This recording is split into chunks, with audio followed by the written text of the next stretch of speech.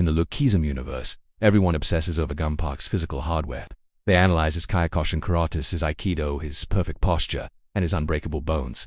But if you took a normal person and magically gave them Gun's exact body, they would still lose to a first-generation king. Why? Because Gun's true superpower isn't in his fists, it is in his head. He is the Shiro Oni. He doesn't feel fear, he doesn't panic under pressure, and he treats life or death combat like a casual, entertaining game. If you want to awaken your inner fighter and build the mental strength of Gunpark in the real world, you have to completely rewire your brain's primal survival instincts. You are training to actually enjoy the pressure. This is the real-life Shiro Oni mental strength blueprint.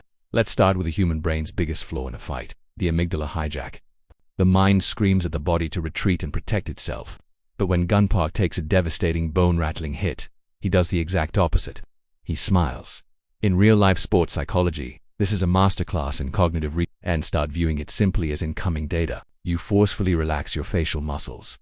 You force yourself to breathe slowly and deeply through your nose. You are hacking your own nervous system, telling your brain that you are not the victim. Gun never fights like he is trying to survive. This highlights the scientific difference between a threat state and a challenge state. When you view a high-pressure situation, whether it's a sparring match or a street confrontation, as a threat, your body braces for damage, and your reaction time plummets. But when you view it as a challenge, or a game to be won, your blood vessels dilate, pumping maximum oxygen to your brain and fast-twitch muscle fibers. You must step onto the mat, not with the hope of surviving the round, but with a cold, absolute entitlement that you own the space you are standing in.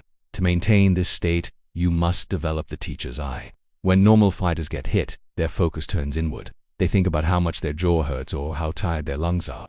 Gun's focus is always external. Even while taking damage, he is clinically analyzing his opponent's technique. You must do the same.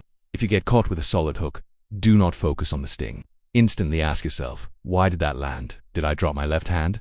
Did I misjudge the distance?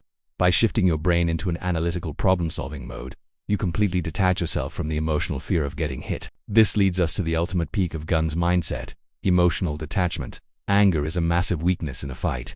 Gun is terrifying because he inflicts maximum brutal violence with a resting heart rate. You cannot build this cold, calculating mindset by reading motivational quotes on the internet. You build it through stress inoculation training. You have to expose yourself to the fire.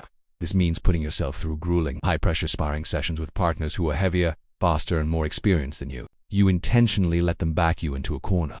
And in that terrible moment, when your lungs are burning, your arms feel like lead, and you are getting hit, your only goal is to keep your eyes open, keep your hands up, and actively lower your heart rate.